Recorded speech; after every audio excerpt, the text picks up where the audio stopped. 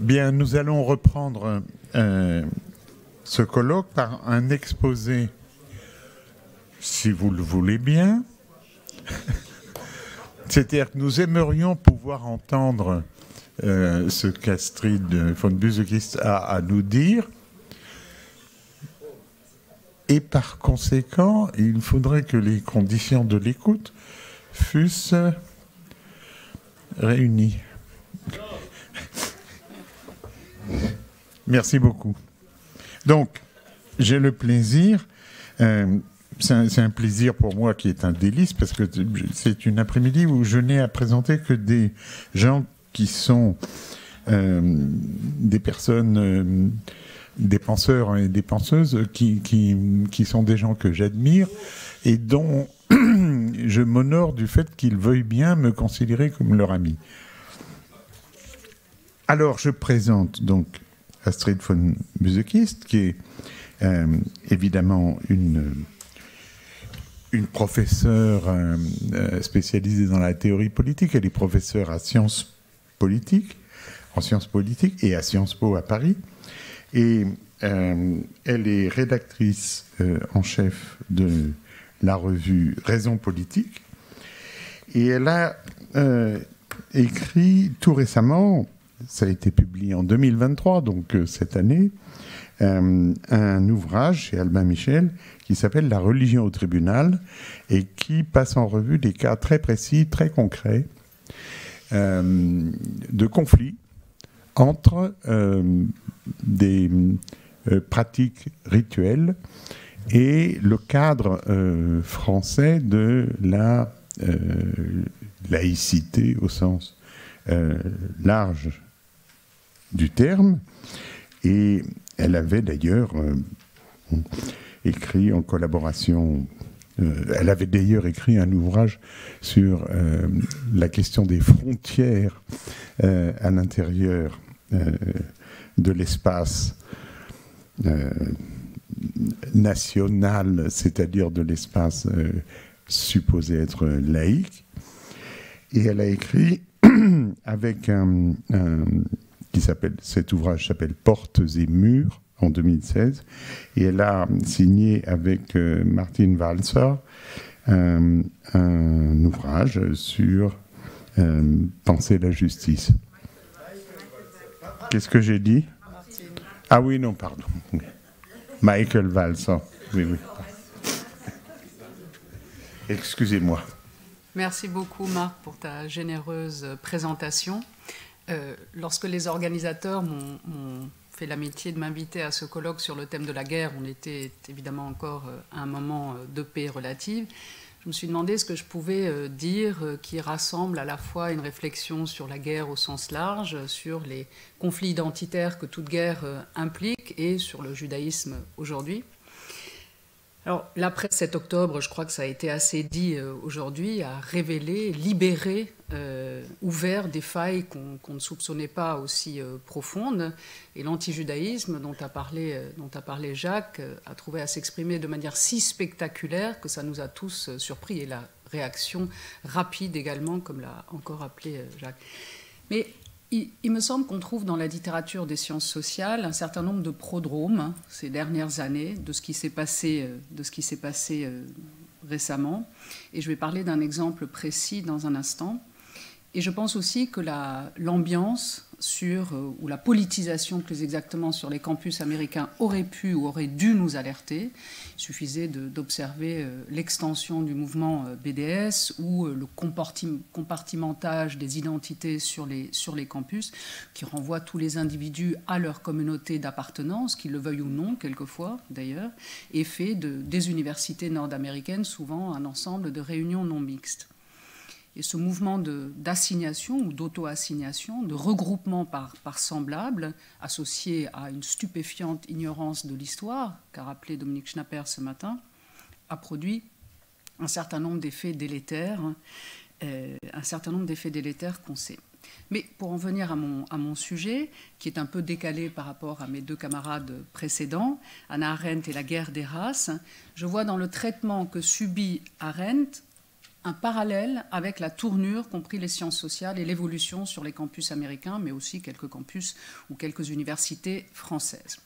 Je vais vous parler de Little Rock, c'est le nom d'un papier qui a été publié en 1959 dans une histoire éditoriale un peu mouvementée. C'est le nom d'une ville dans l'Arkansas, donc un État du Sud, où s'est déroulé un épisode houleux de la déségrégation scolaire, un épisode houleux de la décennie des droits civiques tout court. Et je veux parler de la déraison qui a saisi les lecteurs d'Arendt, qui va bien au-delà de ce petit texte. Des raisons qui se manifestent de la manière suivante. Arendt est tour à tour accusée d'être raciste, d'être une suprémaciste blanche et une ignorante et quelquefois même une antisémite. Bien, ce sont des accusations sévères. Donc je vais rapidement rappeler les principaux arguments du texte, puis vous exposer le réquisitoire qu'on a opposé à Arendt, et enfin vous dire pourquoi sa comparaison entre juifs et noirs, ou sa lecture en tant que juive d'une lutte d'émancipation noire, a déchaîné la colère des lecteurs. Il se trouve, je dis ça pour le contexte, qu'en 1959, le compagnonnage entre juifs et noirs était encore intact. C'est-à-dire il y avait on militait pour une cause commune, jusqu'au moment où le nationalisme noir a congédié, plus ou moins gentiment d'ailleurs, les juifs en disant très bien, vous avez été esclaves en Égypte vous aussi, mais maintenant on reprend la main. Bien. Alors que dit le texte ? Le texte est précédé d'un avertissement par les éditeurs, le magazine Dissent, un magazine fondé par des juifs anti-staliniens dans les années 50, qui indiquent clairement leur désaccord avec le contenu. Il est suivi de commentaires critiques et enfin d'une réponse d'Arendt à ces critiques. Et ce que dit Arendt dans sa mini-préface, elle dit qu'elle écrit en tant qu'outsider, donc outsider à la cause noire, et pour cela décline son identité, mais aussi son état d'esprit. Elle dit, je cite, « En tant que juive, ma sympathie pour la cause des Noirs, comme pour tous les opprimés ou sous-privilégiés, va de soi, et j'apprécierais qu'il en aille de même pour le lecteur. » Bien, donc il y a eu des critiques immédiatement après la publication, mais il me semble qu'elle est d'une nature très différente de celle à laquelle on assiste depuis quelques années. Alors, quel est le contexte de la publication de cet ouvrage ? Une décision célèbre en vérité de la Cour suprême américaine, Brown v. Board of Education, qui porte sur la déségrégation des écoles et qui fait suite à cette loi sur séparé mais égal qui date du XIXe siècle. Le contexte social, c'est un État du Sud, l'Arkansas, et le gouverneur de cet État avait différé la déségrégation, c'est-à-dire l'intégration des enfants noirs dans les écoles publiques, de plus d'1 an. Et ça s'est passé de manière très peu pacifique, de sorte que Eisenhower, président à l'époque, avait dû faire intervenir les troupes fédérales pour que ces 9 enfants, parce qu'il ne s'agit que de 9 enfants dans Little Rock, puissent rentrer en classe de manière à peu près paisible. Ça ne s'est pas passé de manière paisible du tout, puisqu'ils ont été insultés sur le passage, et c'est des images très, très, très, très violentes. Alors, quels sont les arguments principaux du texte ? Je n'en retiens que 2. Premièrement, Arendt plaide contre la déségrégation scolaire par le biais du politique ou par le biais du droit. Elle dit « Le gouvernement ne doit pas s'immiscer dans les pratiques discriminatoires qui sont de l'ordre du social, de la société civile. » Et les écoles, dans son esprit, appartiennent au monde social, à la sphère sociale, et pas à la sphère politique, pas à la sphère privée, mais à cette sphère intermédiaire. Deuxième argument important, la loi contre les mariages mixtes, littéralement les miscegenation, littéralement le métissage, est une atteinte. Donc ces lois existaient, elles n'ont été levées qu'en 1967, pour rappel, sont une atteinte aux droits humains bien plus importante que la déségrégation scolaire. Donc, voilà les 2 arguments qui se font face dans le texte. Ça veut dire la discrimination sociale est légitime, la discrimination politique, légale, est destructive. Le principe d'égalité, sa définition du politique, ne vaut que dans la sphère politique et ne vaut pas ailleurs. Elle n'a cessé de dire cela, notamment dans l'Humaine Condition, qui date de 1958, donc un an avant, où elle distingue très clairement entre la sphère politique, celle de l'égalité, la sphère sociale, qui est celle du commerce, des associations, et la sphère du privé, qui est marquée par l'exclusivité, l'amour, l'amitié, etc. Bien. Alors, c'est étonnant, et cette distinction, enfin c'est étonnant, disons que c'est son système philosophique qui nous est un tout petit peu moins familier sans doute aujourd'hui, après la lutte des années 70, les luttes féministes, identitaires, des années 70 et plus tard, où on sépare, depuis lesquelles, plus exactement, on ne sépare plus aussi nettement le politique du social. Et on est étonné aussi, mais je m'en expliquerai tout à l'heure, du fait que Arendt place les écoles dans la sphère sociale, alors que nous avons l'habitude d'une intervention politique forte, notamment par le biais de la laïcité, dans les écoles. Elle s'explique d'ailleurs sur le rôle qu'elle assigne aux écoles dans un autre texte qui date de la même année, qui s'appelle « La crise dans l'éducation ». J'aurai peut-être l'occasion d'en dire un mot. Alors, c'est un réquisitoire, comme je le disais tout à l'heure, c'est une lecture à charge contre Arendt. Il y a deux clans, en gros. Les moins sévères, appelons-les l'équipe B, dit le découplage des sphères, donc politique, sociale, privée, est mal adapté au cas d'espèce. Donc à ce cas d'espèce-là, le cas de la déségrégation scolaire. Autrement dit, Arendt commet une erreur philosophique. L'équipe A, plus brutale, fait d'Arendt en effet une raciste, une suprémaciste blanche et quelquefois, comme je le disais, une antisémite. Son erreur est donc à la fois morale et politique. Le nombre de publications qui mettent en cause la probité morale d'Arendt a été décuplé ces dernières années et les titres l'incriminent toutes. Pour son traitement de la question noire, pour sa sympathie avec les auteurs notoires ou les plus éminents du national-socialisme et son antisémitisme, dont je ne dirai rien parce que ce n'est pas sérieux.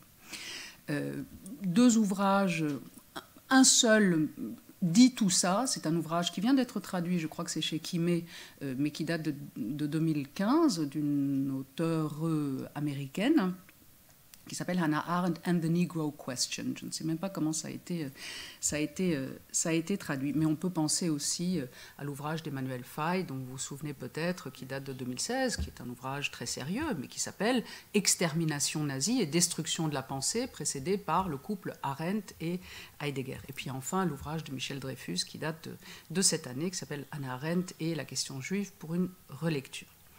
Alors ces accusations sont sévères, mais il se trouve que la critique n'est pas cohérente.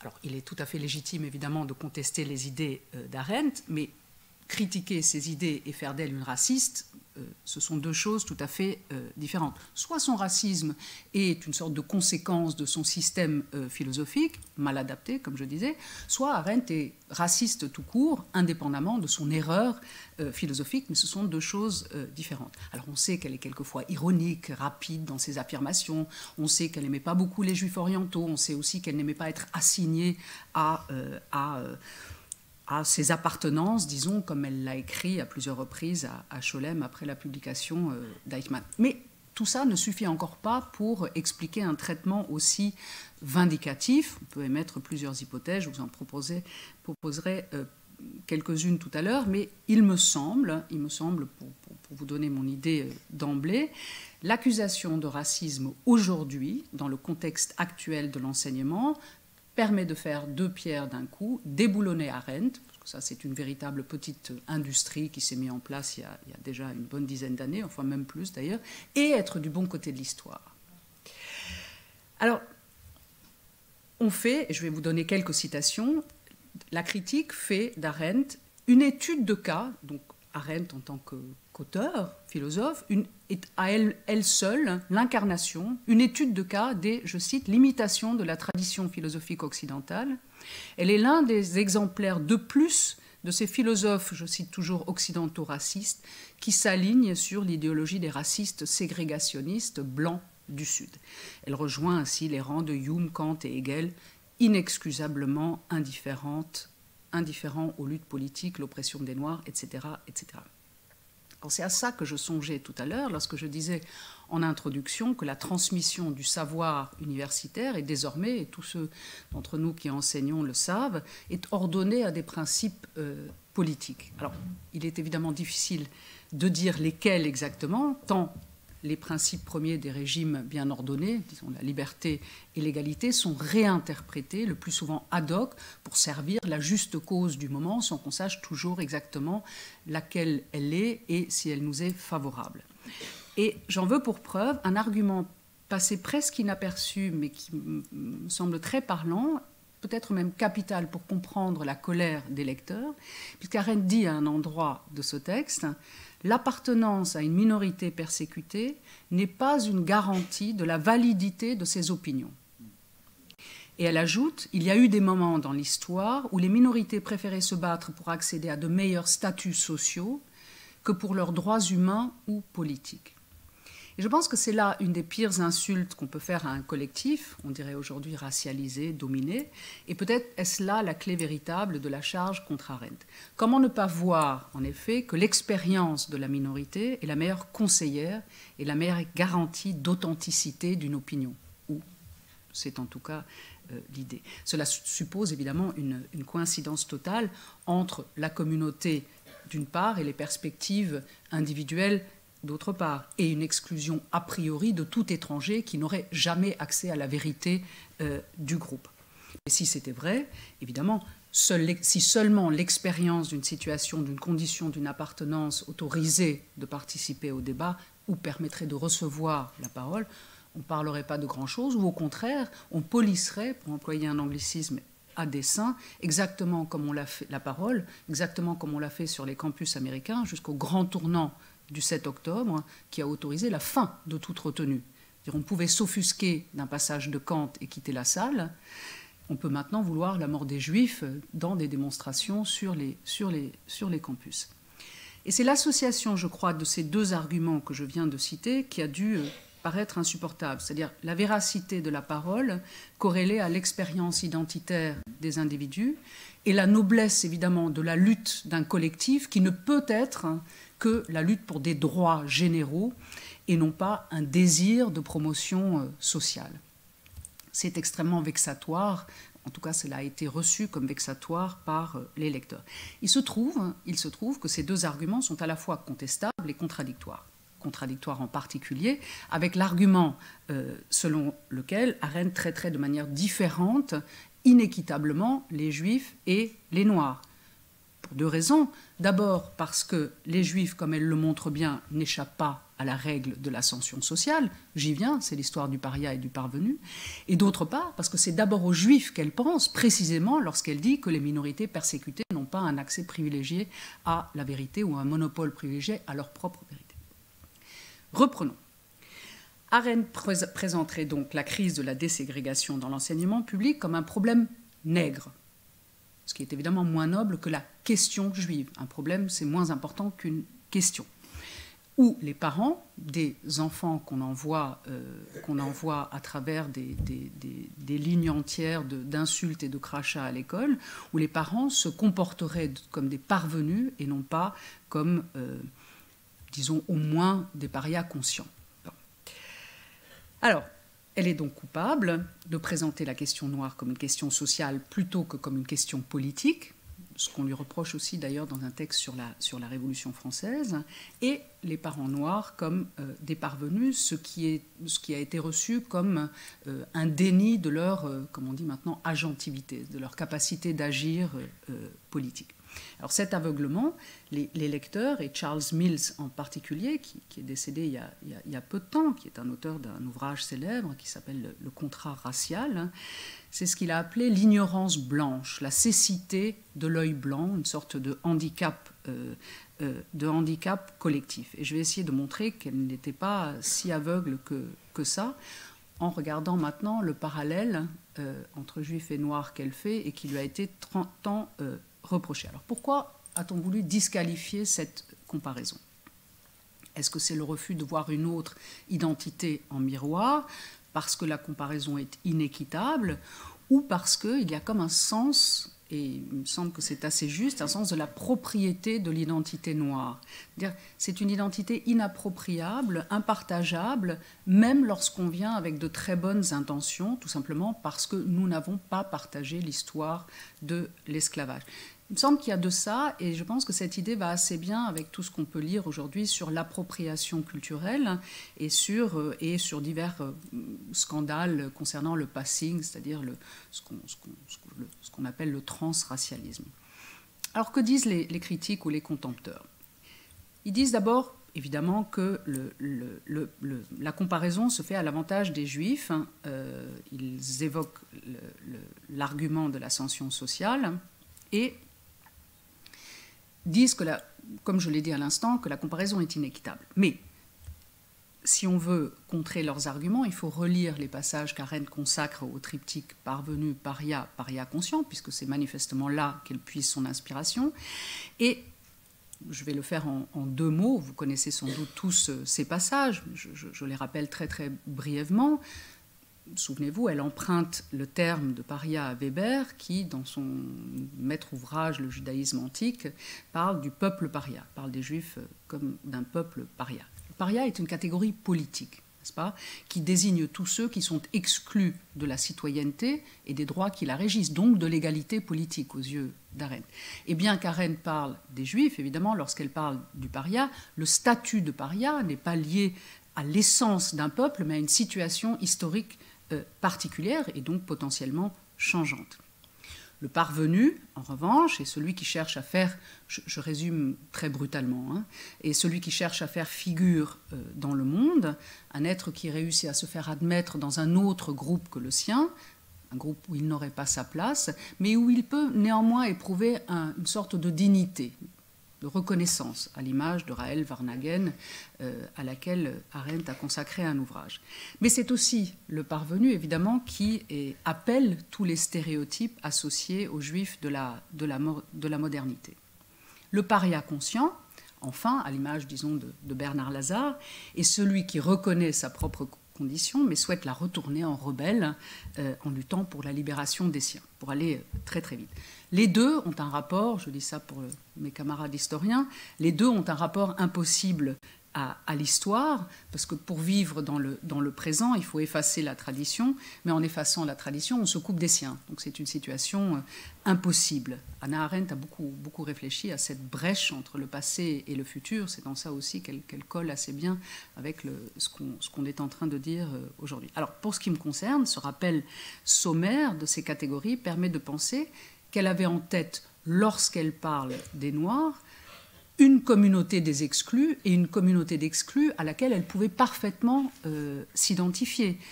Autrement dit encore, elle ne minorait absolument pas le problème noir.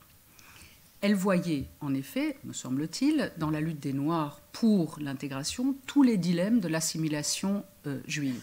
Et sa biographe, Elisabeth Jungbruhl, je crois, ne se trompe pas sur ce point. Elle l'affirme même, elle va même plus loin, elle dit que toute l'écriture de Little Rock a en effet été guidée par la pensée du paria et du parvenu. Alors, est-ce qu'elle a tort de faire ce parallèle ?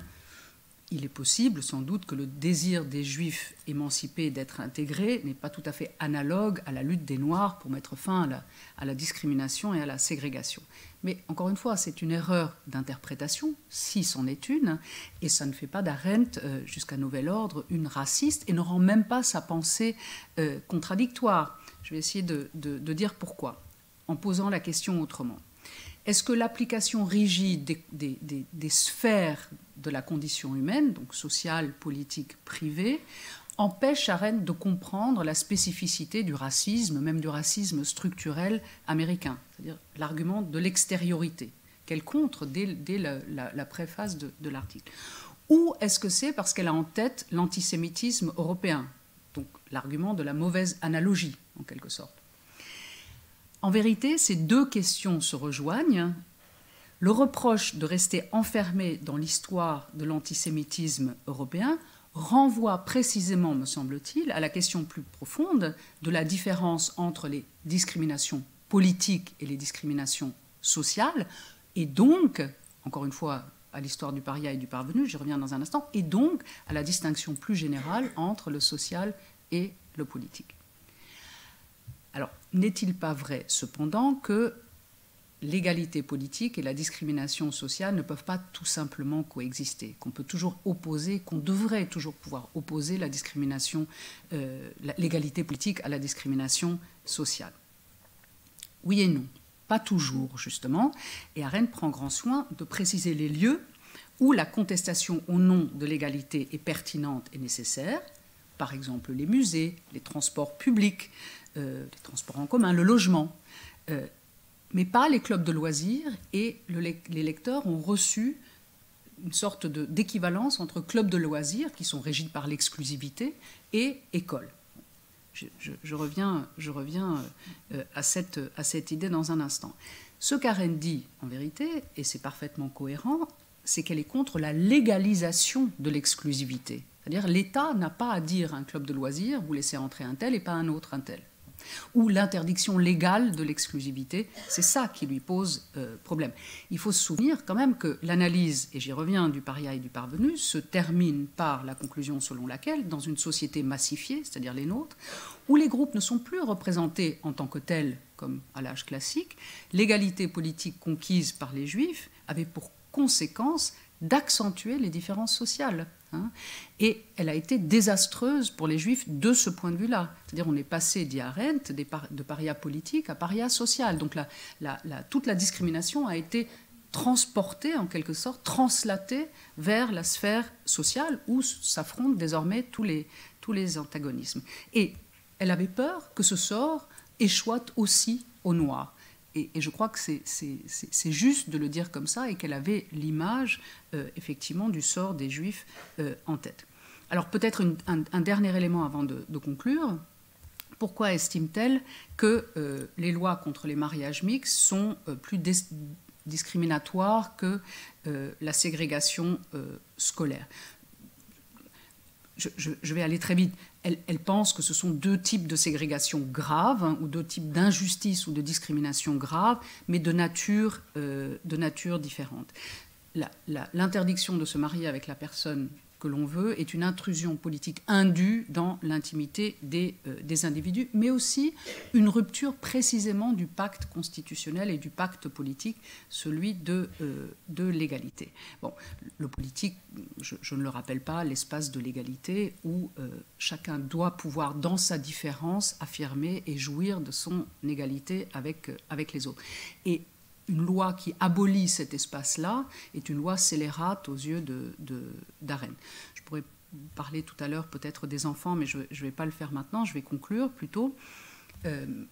Ce texte soulève donc des questions importantes. Pourquoi, en premier lieu, je n'y ai pas encore répondu, classe-t-elle, pour le dire de manière aussi sévère que la critique, pourquoi Arendt place-t-elle les écoles du même côté que les clubs de loisirs et pas du même côté que les musées ou les transports en commun? Que nous apprend ce texte sur la bonne distance entre le droit et la valeur de l'égalité? Et enfin, faut-il cantonner l'égalité à la sphère politique, ou est-ce que les lois d'égalité, les lois antidiscriminatoires par exemple, doivent aussi être des lois sociales, ce qui nous paraît intuitivement la bonne réponse aujourd'hui? Alors, Arendt parle des services publics pour désigner les transports et les musées et non les écoles. Alors évidemment que l'école n'a pas le même statut dans son esprit qu'un club de loisirs, évidemment. Et elle le dit très clairement dans la crise de l'éducation. Ce qu'elle conteste, et je trouve que c'est une idée intéressante pour aujourd'hui, c'est la politisation de l'école. La manière dont les failles dans une sphère, la sphère politique par exemple, le manque d'autorité, soient transposées dans une autre sphère ou vice-versa, par réaction, encore une fois, à ce qu'elle appelle la destructivité de la société de masse. L'école propose un monde commun aux enfants, mais ce n'est pas un monde politique, justement. Elle le dit très clair. Ce n'est pas un monde où on débat, où on prend en charge la responsabilité du monde, le souci du monde, comme elle le dit. C'est un espace intermédiaire qui sert de pont entre le foyer privé et le monde politique, dans lequel le futur adulte, lui, a à être responsable du monde commun. C'est pour ça aussi qu'il ne faut pas humilier les enfants en les faisant entrer par effraction dans un groupe où ils ne sont pas désirés, qui est d'ailleurs le sort qui est arrivé à Arendt elle-même, et sa mère, comme elle dit, écrivait une de ses nombreuses lettres à ses professeurs si elle avait eu à subir des remarques antisémite. Et la différence entre la position d'Arendt et celle de la Cour suprême est le rôle justement relativement assigné aux enfants. Arendt voulait les épargner et les protéger et leur éviter l'humiliation, maintenir leur dignité, alors que la Cour suprême, la décision, les fait participer activement au processus de déségrégation, donc politise en quelque manière les enfants. Et c'est ça l'idée contre laquelle elle se bat aussi. Ce qui veut donc dire que dans son esprit, il faut traduire ça pour aujourd'hui, elle dit que la judiciarisation n'est pas la meilleure méthode pour hâter la reconnaissance, pour hâter l'amitié, pour hâter l'égalité dans ces instances intermédiaires qu'est l'école. La politisation de l'école abîme sa raison d'être. Voilà plus rapidement sa thèse. Et on ne peut pas imposer par le droit la bienveillance et la reconnaissance. Donc, c'est aussi un article qui est écrit contre la surlégislation dans la sphère sociale ou dans la sphère privée. Alors pour nous, c'est évidemment un peu difficile à comprendre, puisque on a l'impression que l'école est très politisée aujourd'hui. Mais nous savons aussi les effets secondaires de l'immixtion du politique dans le scolaire. On pourra en parler tout à l'heure. Je vais plutôt conclure. J'avais encore deux, trois petites choses. Je pense que ce texte a beaucoup de choses à nous dire, aussi sur les identités en miroir. Et pour finir, c'est un peu contre-intuitif, mais donner autant de pouvoir à l'État, lui donner ce pouvoir de législation dans les espaces intermédiaires, c'est aussi se rendre très dépendant de l'État, d'une certaine manière, parce que le jour où l'État n'a plus envie ou n'a plus le pouvoir de protéger certains groupes ou de légiférer dans ces espaces-là, on sera véritablement démunis. Merci.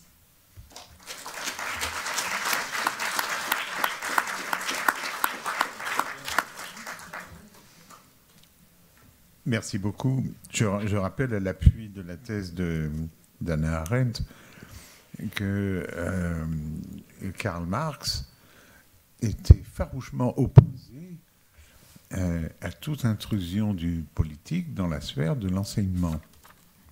Ce qui peut sembler aujourd'hui très bizarre, mais il l'a dit en toutes lettres. C'est une argumentation que Arendt ne reprend pas, mais je veux dire, elle n'est pas du même ordre qu'Arendt, sauf que tout de même, il y a l'idée à l'arrière-plan qu'il faut protéger les contenus de l'enseignement de l'intrusion du politique. C'est ce qu'on a pu observer dans toutes les formes totalitaires où l'on voit les résultats désastreux de l'opération. Merci en tout cas. Merci beaucoup pour cet exposé très, très passionnant. Pardon. Ça m'a fait penser un petit peu ce que vous dites finalement. L'argument de Hannah Arendt, c'est de protéger les enfants, et c'est effectivement un bel argument. Mais c'est aussi, si j'en crois Yascha Mounk, l'argument qui est utilisé aujourd'hui par certains aux États-Unis pour dire qu'il faut en fait déségréger et laisser les enfants noirs entre eux, les enfants blancs entre eux, exalter les identités de manière cohérente et protectrice. Et est-ce que finalement, aujourd'hui, Hannah Arendt serait critiquée par les gens qui promeuvent ce type de nouvelle compréhension de ce que c'est que le respect de l'identité, et d'une certaine manière, elle est peut-être précurseuse, c'est peut-être un peu ironique, de certaines évolutions qui sont critiquées par des gens comme Yascha Mounk, par exemple. Non, je pense qu'il ne serait pas en désaccord, parce que ce que dit Yascha Mounk aussi, c'est l'imposition de cette séparation. C'est-à-dire que qui nous dit que, de la même manière qu'on n'a pas beaucoup de retours sur les effets concrets des politiques d'égalité antidiscriminatoire, est-ce qu'elles sont véritablement bénéfiques toujours à leurs destinataires? De la même manière, les enfants, ce sont à la fois les enfants, mais d'autres groupes racisés, ethniques, religieux qui sont séparés, le sont à l'initiative de leurs aînés. Donc, les enfants, je crois, ne demandent pas spontanément à être placés dans deux classes différentes. J'ajoute que le texte d'Arendt se termine non pas sur cette note-là, mais elle fait un autre argument assez intéressant. Elle dit, bon, en gros, c'est un argument au service de la négociation de la déségrégation. Et elle dit il aurait fallu faire des groupes de réflexion avec les Quakers, notamment, qu'elle cite nommément, pour essayer de trouver un terrain commun qui soit volontaire pour que à la fois les parents noirs et les parents blancs acceptent et sous l'égide d'une tierce communauté, acceptent de voir leurs enfants sur les mêmes bancs d'école. Donc, oui, merci encore pour votre exposé, en plus extrêmement clair. Et moi, j'ai eu 2 questions qui dépassent peut-être un petit peu le thème. C'est premièrement, est-ce que, parce qu'on en parle beaucoup en ce moment, des problèmes de transfert de classe, est-ce que vous faites le lien entre parvenus et transfert de classe? Est-ce que pour vous, il y a un lien ou pas? Et deuxième question brève, c'est est-ce qu'on peut aussi faire un comparatif entre, je dirais, la situation des Juifs par rapport aux Noirs, c'est-à-dire avec ce décalage, avec celui des Juifs algériens par rapport aux Arabes algériens après le décret Crémieux? Merci pour vos questions. Tu en prends plusieurs? Oui, je vais prendre également... Oui. Et s'il y a encore une troisième question?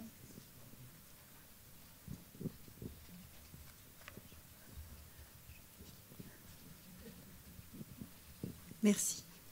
C'est juste une petite remarque en annexe à la précédente, l'autre intervention, pardon. Il y a aussi le changement de sens du mot politique sur 50 ans et le fait que c'est devenu tout est politique. C'était un mantra, le privé est politique, etc. Et par rapport à l'école, quand même, certes, Arendt dit ça, mais en même temps, lorsqu'elle parle des enfants et de leur capacité à apporter du neuf, elle dit bien que les adultes qui sont là doivent préparer quelque chose dont on ne sait pas encore trop ce que c'est, qui permettrait aux enfants de faire advenir ce neuf-là, cette natalité dont elle parle. Donc, l'école n'est pas juste un dispositif technique d'enseignement. Il y a quelque chose qui serait intermédiaire entre politique et non politique. Donc peut-être que tout ça pour faire la transition avec aujourd'hui, mettre les Noirs d'un côté et les non-noirs de l'autre pour qu'ils se sentent plus à l'aise, parce que non discriminés, c'est une vision qui n'a rien à voir avec la position d'Arendt.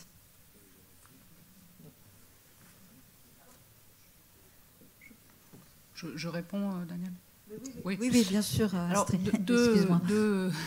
merci beaucoup pour ces questions. Le parvenu, vous voulez dire le transfuge de classe, c'est de ça que vous voulez parler?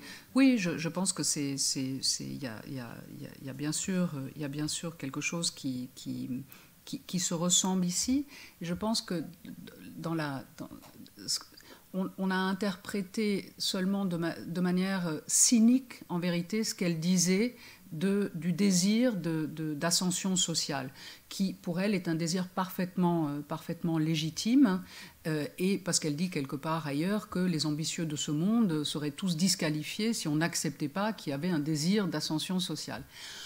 Là où elle s'est trompée sans doute, et ça répond un peu aussi à votre question, c'est qu'elle a mal compris ou mal lu la rationalité des parents des élèves noirs, et ça c'est le seul reproche auquel elle répond. Elle reçoit une lettre de Ralph Ellison, intellectuel, auteur américain, et c'est le seul reproche et la seule critique à laquelle elle répond humblement, en quelque sorte, puisqu'il lui écrit « La rationalité des parents noirs n'était ni en vérité l'ascension sociale, ni la bataille pour les droits humains, mais de montrer in situ à leurs enfants qu'ils seraient contristés toute leur vie dans une Amérique au racisme structurel. Et qu'il les préparait au sacrifice, que c'était un rite d'initiation et qu'ils en sortiraient grandis. Ce qui veut dire aussi, par ricochet, que l'argument de la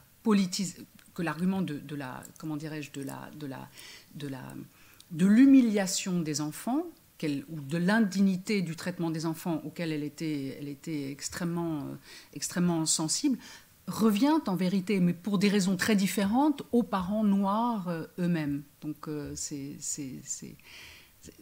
c'est intéressant cette réponse qu'elle fait à Ellison, parce qu'elle lui dit oui, je comprends, je n'avais pas vu que ça pouvait être ça la rationalité. Et elle reconnaît par là même, elle l'écrit d'ailleurs à Jaspers très tôt, dès 1946, elle reconnaît par là même qu'effectivement la société américaine est organisée racialement, structurée racialement. Sur tout est politique, et sur la natalité, oui, vous avez raison. C'est pour ça que je disais que pour nous, il y avait des choses un peu contre-intuitives, puisque tout a été politisé. C'est pas que tout est politique, c'est que tout a été politisé, ce qui est un peu différent, me semble-t-il.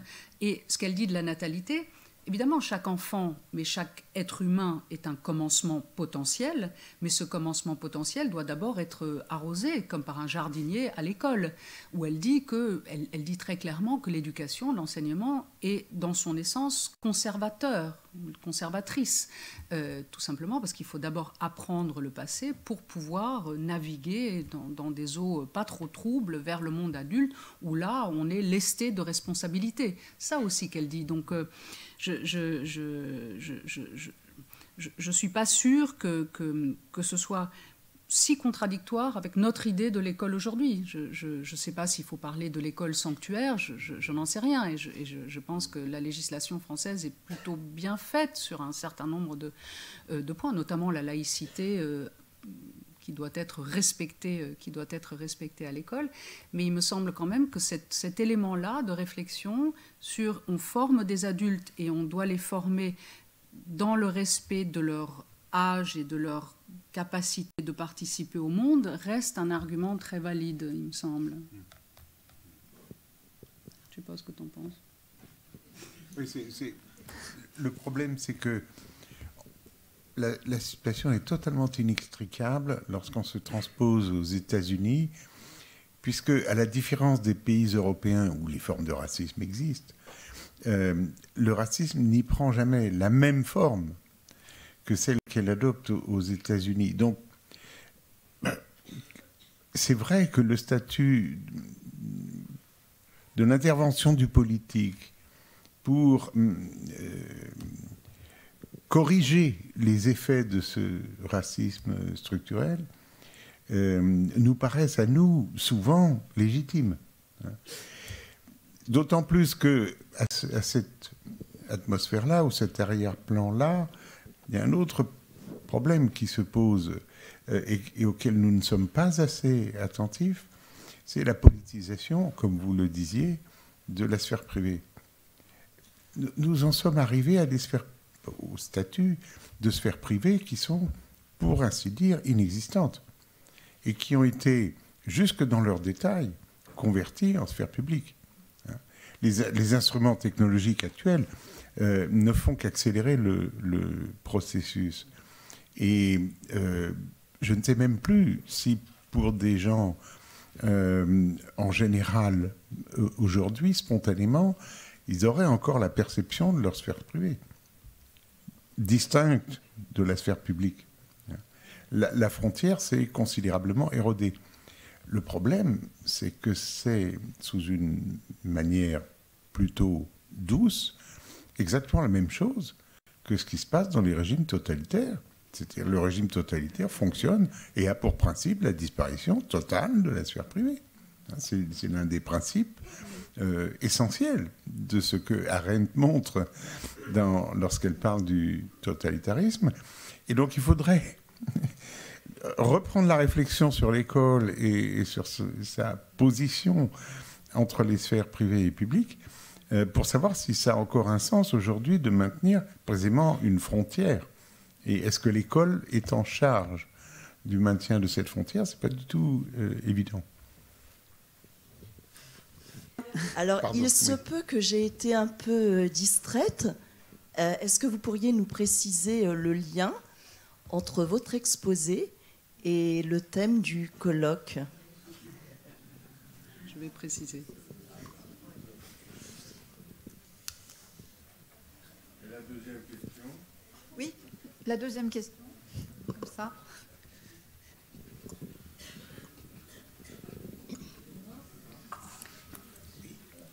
Merci pour votre exposé. Je pense que ce problème de la sphère privée est un problème important auquel la réflexion n'est pas toujours à la hauteur. Je prends un autre exemple, le domaine de la santé, de l'alimentation. À partir du moment où on a une santé publique, que devient notre sphère privée ? Alors, pour la première question, je vais vous décevoir. J'avais une petite permission d'extraterritorialité.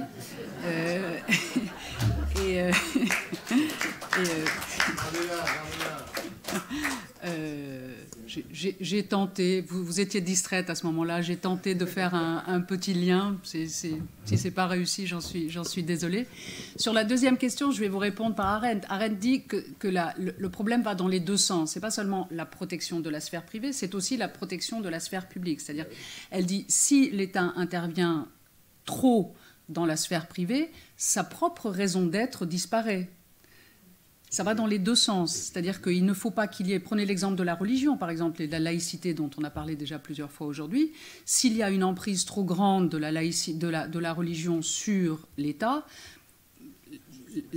la raison d'être de l'État disparaît et inversement. L'État, d'où la séparation, protection de l'État et des églises, comme on dit communément. Donc... la santé publique n'empêche absolument pas l'intimité ou la sphère privée, me semble-t-il. Elle est simplement mise à disposition des individus à bas coût. Astrid, oui. Ouais, une question qui permettra peut-être de te reterritorialiser.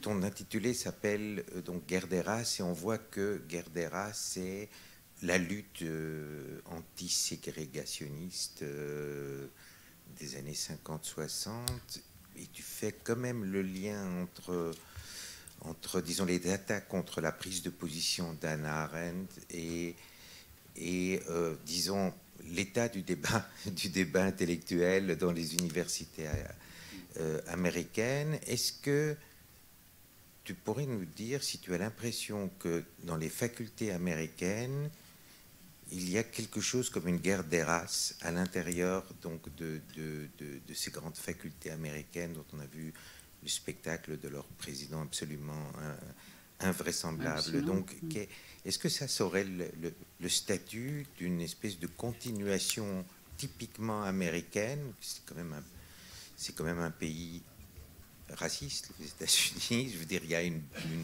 société raciale, raciste. Est-ce que tu pourrais nous dire quelque chose sur ce point? Et qui nous ramène à la guerre des Juifs, là, ouais. Pour le coup. Je vais juste... Question, non? Oui, ça va. Pour savoir si effectivement, d'une certaine façon, et je pense que tu étais en plein dans le sujet du colloque, cette guerre des races à laquelle on assiste aujourd'hui n'est pas une façon, en réalité, d'effacer le tragique. Merci beaucoup pour vos questions. Alors, en trois temps. La guerre des races, je l'entendais, juifs noirs, parce qu'il n'y avait aucune empathie de la lecture dans la réception d'Arendt, alors que du côté d'Arendt, il y avait une grosse empathie. Donc c'est ça que j'ai voulu traduire.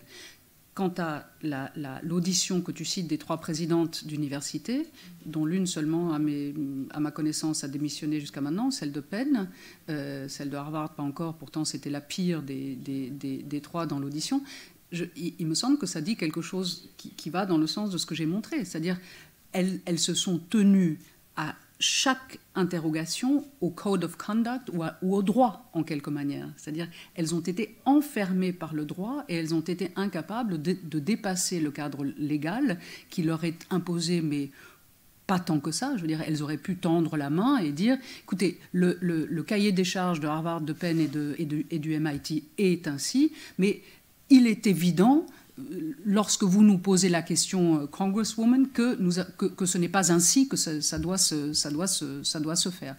Donc j'y vois presque une illustration à la fois de ce que dit Arendt et du tragique contemporain qui est peut-être cette infirmité à sortir non seulement d'un cadre qui nous tellement rigide, mais devenu tellement rigide par la guerre des races aussi. C'est-à-dire que c'est un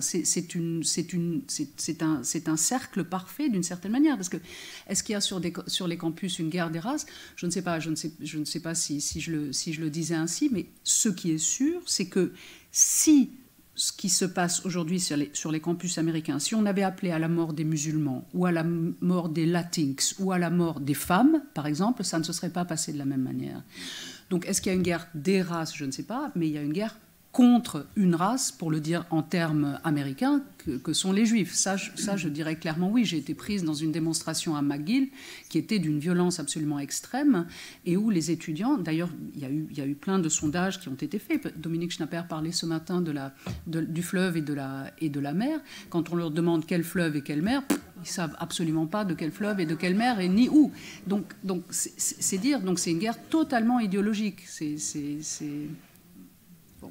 J'ai pas de, il faut réfléchir. Je sais pas, j'ai pas de. Merci, merci beaucoup Astrid. Merci beaucoup.